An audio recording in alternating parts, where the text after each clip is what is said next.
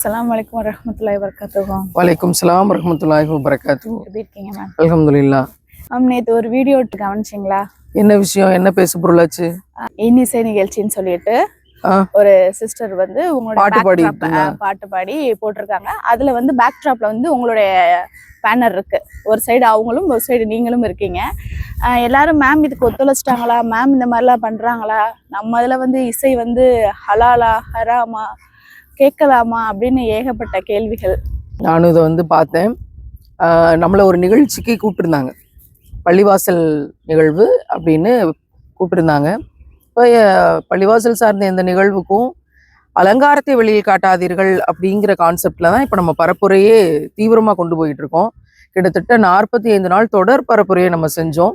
1.5 லட்சம் பெண்களை சந்தித்தோம், நோட்டீஸுகளை கொடுத்தோம். இன்னமும் அந்த பரப்புரையை தொடர்ந்து கொண்டிருக்கிறோம். அடுத்த டாபிக் எடுக்கிறதுக்கு முன்னாடி அலங்காரத்தை வெளியில் காட்டாதீர்கள்ன்றதான் இந்த ஆண்டோட கான்செப்டாக போயிட்டுருக்கு. அப்படியே அலங்காரத்தை வெளியில் காட்டாதீர்கள்ன்ற நோட்டீஸை எடுத்துக்கிட்டு தான் அந்த கூட்டத்துக்கே நம்ம போகிறோம். போயிட்டு பார்க்குறேன், ஸ்டேஜ் பேக்ட்ராப்பில் பின்னாடி என்னோட ஃபோட்டோ போட்டிருக்காங்க.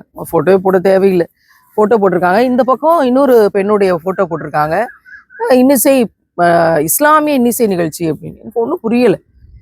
அப்போது உங்களுக்கு வந்து எப்போமோ நாங்கள் நோட்டீஸ் அனுப்பினோமே, அதில் இஸ்லாமிய இன்னிசை நிகழ்ச்சின்னு இருந்துச்சு, நீங்கள் பார்க்கலையா அப்படிங்கிற கேள்வி வந்தது. என்னுடைய கவனத்துக்கு இது வரல அப்படின்னு நான் சொன்னேன். பிறகு அவங்களோட ஃபோட்டோவை மறைங்கன்னு சொல்லிட்டு, இந்த ஃபோட்டோவை மறைக்க சொல்லிட்டு, பிறகு என்னோட பேசுபொருளாகவே அந்த டாப்பிக்கில் தான் நான் பேசினேன். இனி இப்படி செய்யாதீங்கன்னு சொல்லிட்டு தான் வரேன். வரும்போதே கொஞ்சம் பிரச்சனையாச்சு, ஒரு வழியாக வந்துட்டோம். அங்கே அடிதடியாச்சுன்னு கேள்விப்பட்டோம்.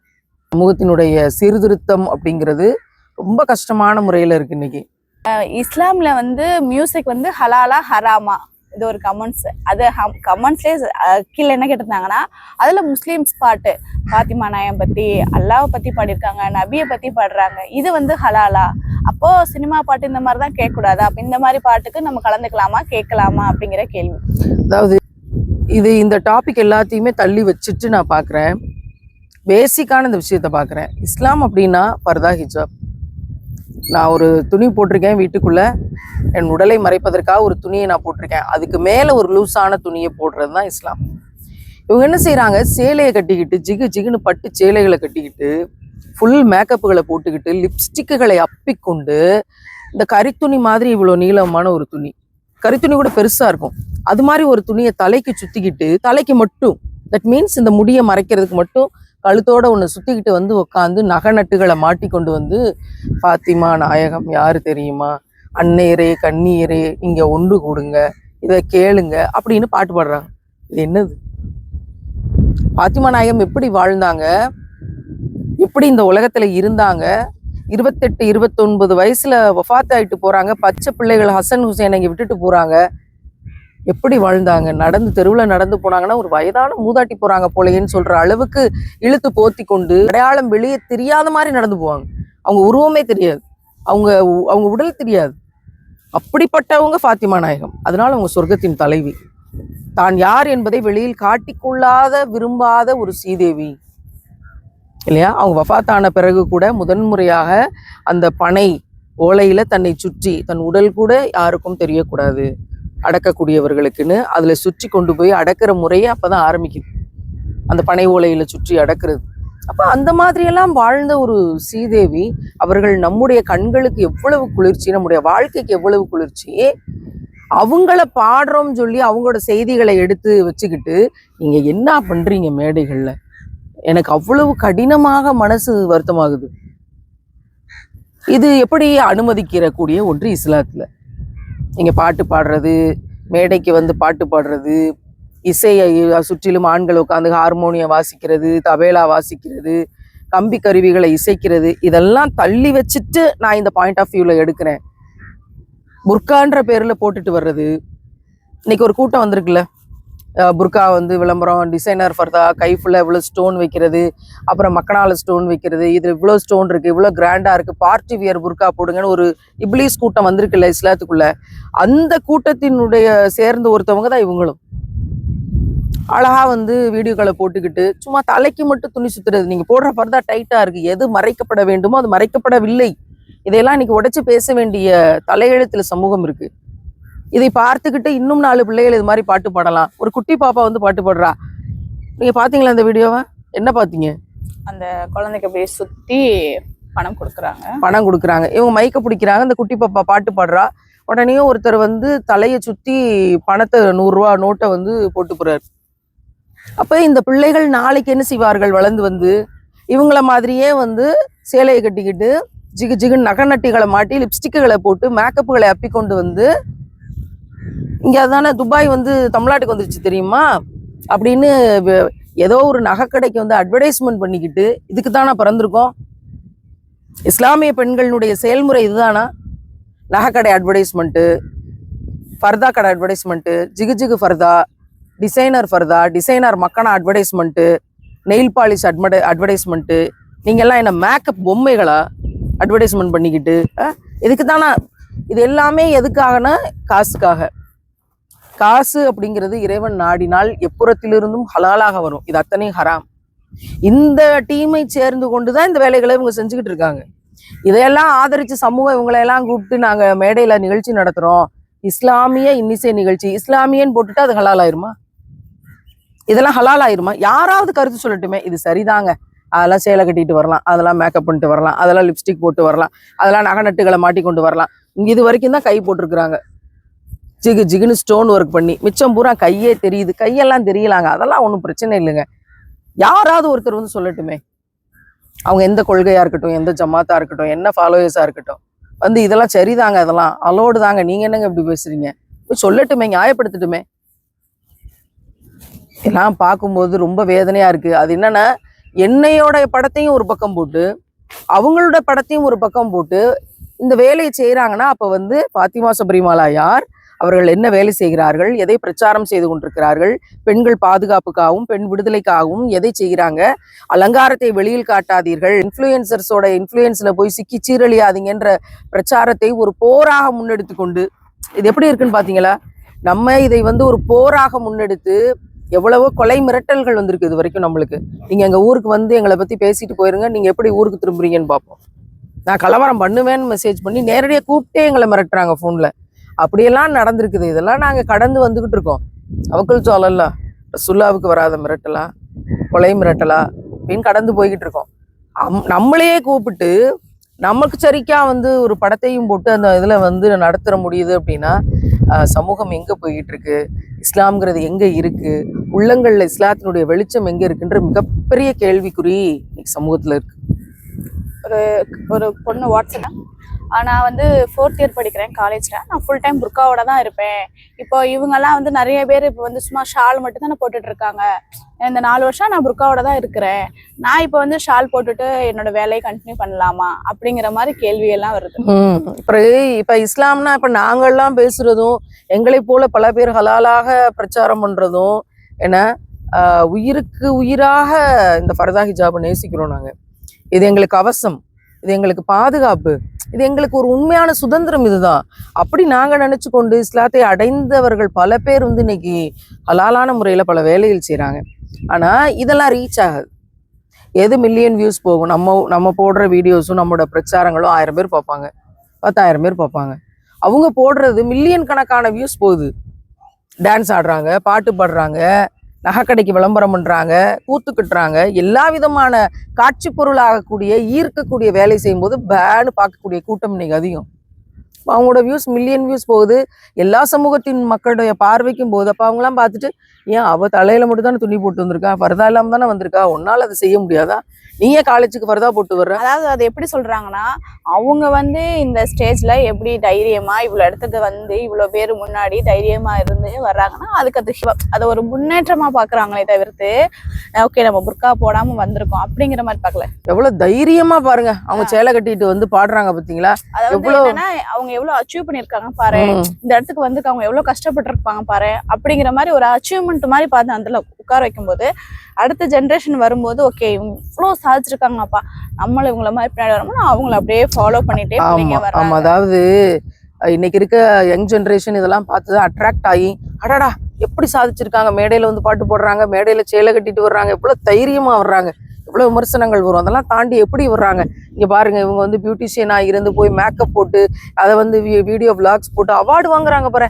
அடாடாடாடா, எவ்வளவு தைரியமா பெண்கள், இஸ்லாமிய பெண்கள் சாதிக்கிறாங்க. இந்த சாதனைக்கு நான் வைத்திருக்கக்கூடிய பெயர் குப்பை தொட்டி சாதனை. குப்பை தொட்டி என்ன செய்யும்? கழிவுகள் எல்லாத்தையும் எடுத்து தன் பக்கம் வச்சுக்கும், அப்படிதானே? கழிவுகள் எல்லாத்தையும் எடுத்து தனக்குள்ள போட்டு வச்சுக்கும். போட்டு வச்சுக்கிட்டு அதுக்குடைய அடையாளம் குப்பை தொட்டி. இதே மாதிரிதான் சமூகத்தினுடைய கழிவுகள்லாம் எதுவோ அதையெல்லாம் எடுத்து வச்சுக்கிட்டு, இஸ்லாம் எதை கழிவுன்னு சொல்லிச்சோ, கேவலம்னு சொல்லிச்சோ, அதையெல்லாம் எடுத்து வச்சுக்கிட்டு காசு சம்பாதிக்கக்கூடிய ஒரு கூட்டம் சோசியல் மீடியாவை வச்சு. இப்ப இதுக்கு பேரு குப்பை தொட்டி சாதனை. நீங்கள் இந்த உலகத்துல காசுக்காக குப்பை தொட்டி சாதனை அடைய போகிறீர்களா, இல்லைன்னா அல்லாஹ் சந்தோஷப்படக்கூடிய மறுமையினுடைய சாதனையை அடைய போறீங்களா? அன்றைக்கு நாளைக்கு லாஸ்ட் ஜட்மெண்ட் டேன்னு வரும்போது எல்லாரும் அல்லாஹ்க்கு முன்னாடி நிப்பாட்டுப்படுவாங்கல்ல. அப்ப அல்லாஹ் கேள்வி கேட்பானா இல்லையா? இப்போ உங்களுக்கான பதில் என்னவாக இருக்கும்? கையை கட்டி வாயப்பத்திடுவான். உங்களுக்கான பதில் என்னவாக இருக்கும்? நீங்க என்ன பதில் சொல்லுவீங்க? ஒண்ணுமே சொல்ல முடியாது. இதை கேட்டோம்னா நாங்களாச்சும் அல்லாவாச்சும் நீங்க எது குறுக்கல வரீங்கன்னு கேட்கக்கூடிய கூட்டம். அதையும் அன்னைக்கு பார்க்க தானே போறோம். அப்ப தகவல் வந்தும் கூட, இது ஹராம்ன்ற விஷயம் வந்தும் கூட நீங்க இப்படி செய்றீங்கன்னா, நாளைக்கு அதனுடைய தண்டனையினுடைய வீரியம் எப்படி இருக்கும்? தெரியாம பண்ணிட்டேங்கிறது வேற, தெரிஞ்சும் தப்பு பண்ணேங்கிறதுக்கு என்ன மாதிரியான தண்டனை இருக்கும்? அல்லாஹ் அதையும் சொல்லியிருக்கான் குர்ஆன்ல, இவர்களுக்கெல்லாம் என்ன தண்டனைகள் அப்படின்னு. அதனாலதான் யாரும் இந்த இடத்துக்கு வந்துடக்கூடாது, இந்த தண்டனை அடைஞ்சிடக்கூடாது, நம்முடைய சகோதரிகள் யாரும் பாதிக்கப்படக்கூடாது. ரசூலுல்லாஹ் அழுதாங்களே, உம்மத்துக்களை நினைச்சு நினைச்சு நினைச்சு அழுதாங்களேம்மா, இல்லையா? அவ்வளவு கதறி அழுதுகிட்டு இருக்காங்க. அல்லாஹ் பாக்குறான், ரசூலுல்லாஹ் அழுதுகிட்டு இருக்காங்க. ஜிப்ரைல் அலைஹிஸ்ஸலாமை கூப்பிட்டு போய் எதுக்கு அழுகுறாங்கன்னு கேட்டு வாங்கன்னு சொல்லி அனுப்புறாங்க. ஜிப்ரைல் அலைஹிஸ்ஸலாம் ரசூலுல்லாஹ் எதுக்கு அழுகுறீங்க, அல்லாஹ் கேட்டு வர சொல்லியிருக்கிறான் அப்படின்னு சொல்லி சொல்றாங்க. இப்ப ரசூலுல்லாஹ் சொல்றாங்க, உங்களை அனுப்பியவன் எவனோ அவனுக்கு தெரியும் நான் ஏன் அழுகிறேன்னு போய் கேளுங்கன்னு சொல்றாங்க. எப்படி இங்க ஒரு மனிதருக்கும் அங்க படைத்த இறைவனுக்குமான உரையாடல் எப்படி இருக்கு? நான் ஏன் அழுகிறேன்னு அல்லாஹ்க்கு தெரியும், நீங்க அங்க போய் கேட்டுக்கிறீங்க. அல்லாஹ் அங்க இருந்து போய் ஏன் ரசூலுல்லாஹ் அழுகுறாங்கன்னு போய் கேட்டுட்டு வாங்க. அப்ப ஜிப்ரீல் அலைஹிஸ்ஸலாம் போய் கேட்குறாங்க, உங்களுக்கு தெரியும் சொல்லி ரசூலுல்லாஹ் சொல்லிட்டாங்க அப்படின்ட்டு. அவரோட நடுவுல வேலை எப்படி இருந்திருக்கு பாருங்க. அல்லாஹ் சொல்றான், ரசூலுல்லாஹ் ஏன் அழுகுறாங்கன்னு எனக்கு தெரியும், அவரிடம் போய் சொல்லுங்கள், மறுமை நாள்ல த லாஸ்ட் ஜட்ஜ்மெண்ட் டேல ரசூலுல்லாஹ்வினுடைய உம்மத்துக்கள் குறித்து நான் பொருந்திக் கொள்வேன் என்று சொல்லுங்கள். அந்த நியாய தீர்ப்பு அவருக்கு எந்த விதத்திலையும் கடினத்தை ஏற்படுத்தாது என்பதை சொல்லுங்கள், போய் ஆறுதல் படுத்துங்கன்னு சொல்றாங்க. எதுக்கு அழுதுகிட்டு இருக்காங்க பார்த்தீங்களா? என்னுடைய உம்மத்துக்களுடைய நிலைமை என்னாகும், இவ்வளவு நடக்குதே, எல்லாமே காட்டப்பட்டுருச்சு ரசூலுல்லாஹ்வுக்கு. என்னென்ன செய்வாங்க, எப்படி இருப்பாங்க, ரசூலுல்லாஹ்வினுடைய ஃபாலோவர்ஸ்ன்னு சொல்லிட்டு பாதி பேர் என்னவா ஆவார்கள், எல்லாமே காட்டப்பட்டுருச்சு. அப்ப அதனுடைய பாதிப்பு இங்க ரசூலுல்லாஹ்வுடைய உண்மையாக உயிருக்கும் மேலாக நபிகள் நாயகம் ஸல்லல்லாஹு அலைஹி வஸல்லம் அவங்களை நேசிக்கக்கூடிய கூட்டம் எவ்வளவு பாதிக்கப்படுறாங்க, எவ்வளவு கொல்லப்படுறாங்க, எவ்வளவு அசிங்கப்படுறாங்க. இப்ப எங்கள் மீது எவ்வளவு கல்லெறியப்படுகிறது, எவ்வளவு விமர்சனங்கள், எவ்வளவு அச்சுறுத்தல்கள், கொலை மிரட்டல்கள் இருக்கா இல்லையா? அப்ப இதை குறித்து ரசூலுல்லாஹ் அழுதாங்க. ஆனா அல்லாஹ் வாக்கு தந்துட்டான். யார் உங்களை உயிருக்கு மேலாக நேசிச்சு உங்களோட உம்மத்துக்களா இருக்காங்களோ, உங்களோட உம்மத்துக்களை நான் பொருந்திக்கொள். இப்ப இந்த விஷயங்கள்லாம் படிக்கும்போது இதெல்லாம் நமக்கு எப்படி இருக்குது? நம்ம தலைவர் எப்பேற்பட்ட தலைவர், அவருக்காக ஒரு வாழ்க்கை வாழ்ந்து அவர் சொன்னபடி வாழ்ந்துட்டு போறதா, இல்ல இதெல்லாம் செய்யாதீங்கன்னு எதையெல்லாம் சொன்னாங்களோ அதை பூரா எடுத்துட்டு இன்னைக்கு பெண்கள் செய்யக்கூடிய இடத்துல வந்துட்டாங்களே இல்லையா? அதுல ஒரு விஷயமா தான் இந்த விஷயத்த பாக்குறேன். ரொம்ப வேதனையா இருக்கு. இதை பார்த்து எந்த ஒரு பிள்ளையும் நானும் ஜிகு ஜிகுன்னு ட்ரெஸ்ஸை போட்டுக்கிட்டு மேடையில போய் பாத்திமா நாயகம் பற்றி பாட்டு பாடுவேன், போய் ஜிகு ஜிகுன்னு ட்ரெஸ்ஸுகளை போட்டு கொண்டு போய் பாடுவேன்ற நிலைமைக்கு வந்துடாதீங்க. லிப்ஸ்டிக் ஹராம், நீங்க ஃபர்தா இல்லாம வெளியே வர்றது ஹராம், லூஸான ஒரு மேலாடை துணியை போடாதது ஹராம், நீங்க போடக்கூடிய ஹிஜாப் என்பது கீழே உங்க வயிற்றுக்கு கீழே வரைக்கும் வரணும், பின்னாடி கால் வரைக்கும் கீழே வரைக்கும் வரணும், அத்தனையும் மறைக்க வேண்டியதெல்லாம் மறைக்கணுங்கிறத தெளிவா நாங்க சொல்றோம். ஆனா தலைக்கு மட்டும் சுத்தி கொண்டு வருவது ஹராம். டிசைனர் ஃபர்தாவுக்கும் டிசைனர் மக்கனாவுக்கும் ஸ்டோன் ஒர்க்குக்காகவும் பேசுவது, அதை விற்கிறது, அதுக்காக அட்வர்டைஸ்மெண்ட் போடுறது ஹராம்லையும் ஹராம். இந்த ஹராமான வேலைகளை செய்து கொண்டிருக்கிற இவர்களை பார்த்து தைரியமானவர்கள், இவர்கள் சாதனையாளர்கள், இவர்கள் விருது வாங்குகிறார்கள், விருது வாங்குறதுக்கு கூப்பிடுறாங்க. இவங்க விருது வாங்குறதுக்கு எப்படி போறாங்க? இருக்கிறதுலே டைட்டா இடுப்பை கட்டிக்கிட்டு, கொண்டைய தூக்கி உச்சியில போட்டுக்கிட்டு, அப்பட்டமான மேக்கப்புகளை போட்டுக்கொண்டு, அவங்க போட்டிருக்க ட்ரெஸ் அந்த ஃப்ரில் மேலே ஏறிக்கிட்டே இருக்கு. என்ன அசிங்கங்கள் இவையெல்லாம்! நீங்கெல்லாம் இதுல இஸ்லாமிய அடையாளத்துல போய் இதை வாங்குறீங்கன்றதெல்லாம் வலிக்குது மனசுக்கு. இதை விருதுகள்ன்ற பேர்ல வெளியே ப்ரொமோட் பண்ணி இதை பார்க்கக்கூடியவங்க இதெல்லாம் சாதனைன்னு கேவலமாக பேசக்கூடிய அவலமான நிலைமை. பரிதாபத்துக்குரிய நிலைமையில போயிருச்சு. இதை பார்த்துட்டு இன்னும் 10 பிள்ளைகள் கெட்டு போறதுக்கு தயாராக இருக்கிறார்களே. ஏன்னா சோசியல் மீடியா அப்படிதான் இன்ஃப்ளூயன்ஸ் பண்ணும். இப்போ இஸ்லாமா வரணும் அப்படின்னா நம்ம அதுக்கு என்ன செய்யணும்? இல்லைங்க, நான் புர்கா போடுறேன், நான் ஸ்டைலா இருக்கேன், நான் எல்லாம் பண்ணிக்கிறேன், ஆனா நான் புர்கா போட்டு நான் இஸ்லாமியா இருக்கேன் அப்படின்ற மாதிரி வர்றாங்க. அதாவது புர்கா போட்டு ஸ்டைலா இருக்கிறது ஹராம். நீங்க புர்கா போட்டா எப்படி இருக்கணும்னா, நீங்க அழகா தெரியாம இருக்கணும். நீங்க வீட்டுல சுடிதார் சேலை கட்டி இருக்கும்போது நீங்க ஒரு அழகுல இருப்பீங்க. அந்த அழகு எதுவுமே வெளியே தெரியாம ரொம்ப பேணுதலாக நீங்க வந்து வீட்டை விட்டு வெளியே வரும்போது அழகா தெரியக்கூடாது. அப்படி இருந்தா பரவாயில்ல. ஆனா நீங்க ரொம்ப அழகா தெரியுற மாதிரி இந்த பரதாவையும் மக்கனாவையும் போட்டுக்கிட்டு இந்த ஸ்டைலிஷ்ன்ற ஒரு வார்த்தையை பயன்படுத்தணும்ல, ஹராம். இப்போ இதெல்லாம் தடுக்கப்படுறதுக்கு என்ன செய்யணும்னா, சின்ன வயசுல இருந்து குரானை பொருள் தெரிந்து ஓத வேண்டும். குழந்தைங்களை சின்ன வயசுல இருந்தே மதரசாவுக்கு அனுப்பி ஆலிமாக்களோட தொடர்புல குரானுக்கு பொருள் தெரிஞ்சு படிக்கணும். இஸ்லாம் பெண்களுக்கு என்ன விதமான சட்டங்களை கொடுத்துருக்கு, என்ன விதமான உரிமைகளை கொடுத்துருக்கு, சின்ன வயசுல இருந்தே படிச்சு கொண்டு வரணும் தெளிவா. ரசூல்லா என்ன சொல்லி கொடுத்துருக்காங்க பெண்களுடைய உடை விஷயமா, அவங்க எப்படி வெளியில வரலாம், அவங்களோட மாதவிடாய் குறித்த செய்திகள் என்ன, ஒரு பெண் தெரிஞ்சுக்கணும். என்ன மாதிரியான ஒரு சமைக்கிற பெண் என்னென்ன மாதிரியான விஷயங்கள் தெரிஞ்சுக்கணும், ஒரு பெண்ணுடைய கல்வி சம்பந்தமா அவ என்னென்ன விஷயங்களை வந்து தெரிஞ்சுக்கணும், எதை செய்யலாம் எதை செய்யக்கூடாது, ஒரு பெண் பொருளாதாரம் சம்பாதிக்கணும், என்னென்ன விஷயம் செய்யலாம் என்னென்ன விஷயம் செய்யக்கூடாது, இதெல்லாம் புகாரில் இருக்கு. ரசூல்லா சொல்லி அவங்க வாழ்ந்து காமிச்சு பதிவாகி எல்லாமே இருக்கு. அவற்றையெல்லாம் பாடமாக சின்ன வயசுல இருந்தே பிள்ளைகள் படிக்கணும். மனப்பாடம்லாம் பண்ண தேவையில்லை. என்ன சொல்லியிருக்காங்க படிக்கணும், சொல்லி கொடுக்கப்படணும், பாடத்திட்டமாக்கப்படணும். சின்ன வயசுல இருந்தே 5 வயசுல இருந்தே இதெல்லாம் ப்ராக்டிஸ் பண்ணி படிச்சாதான் நாளைக்கு வளரக்கூடிய பிள்ளைகள் நம்ம அன்னைக்கு படிச்சிருக்கோம், ரசூல்லா இதை தடுத்திருக்காங்க, நம்ம அதை செய்யக்கூடாது அப்படிங்கிற விதங்கள்ல வந்து ஒரு மறுமலர்ச்சி வரும். இதை யாரும் படிக்கிறது இல்லை. குரான் ஓத தெரியுதா, குரான் படிக்க தெரியுதா, பொருள் தெரியுதா, மார்க்க சட்டங்கள் தெரியுதா, புகாரி தெரியுதா, இப்னு கசீர் தப்சீர் விளக்கங்கள் தெரியுதா, என்ன இவர்கள் குரான் சார்ந்து மார்க்க கல்வி சார்ந்து தெரிஞ்சு வச்சிருக்கிறாங்க, எப்படி நடப்பாங்க இல்லையா? பெற்றோர்களுக்கு இன்னைக்கு நான் சொல்லக்கூடிய மிக முக்கியமான விஷயம், உலக கல்விக்கு முக்கியத்துவம் கொடுத்து லட்சக்கணக்கில் கோடிக்கணக்கில் செலவு பண்ணி உங்க பிள்ளைகளுக்கு வேலை வாங்கி கொடுத்து எப்படியாவது பெரிய சம்பாத்தியம் பண்ணி நல்ல நிலைமைக்கு வந்துடணும்னு மெனக்கிடுற நீங்கள், இந்த இம்மையினுடைய வேலைக்காக சம்பாத்தியத்தை வருமானத்தை கொண்டு வந்துடணுங்கிறதுக்காக மெனக்கிடக்கூடிய நீங்கள், மறுமையின் சம்பாத்தியத்துக்காக வெற்றிக்காக இந்த உலகத்திலையும் நிம்மதியா இருந்து ஹலாலா வாழ்ந்தா தான் மறுமையினுடைய சம்பாத்தியத்தை அடைய முடியுங்கிற விஷயம் உங்களுக்கு தெரிஞ்சிச்சுன்னா 5 வயசுல இருந்து பிள்ளைகளுக்கு பொருளோடு கூடிய குரான், இப்னு கசீர் தப்சீர், புகாரி விளக்கங்கள், பெண்கா இருந்தா பெண் பிள்ளைகளுக்கு என்ன வேணும், ஆண் பிள்ளைகளா இருந்தா ஆண் பிள்ளைகளுக்கு என்ன வேணுங்கிறத இந்த வரிசைப்படி உங்க பிள்ளைகளுக்கு கொண்டு வாங்க. எல்லாம் கொண்டு போய் குரானை மனப்பாடம் பண்றதுக்கு போடுறோம்னு போட்டுறது சின்ன வயசுல.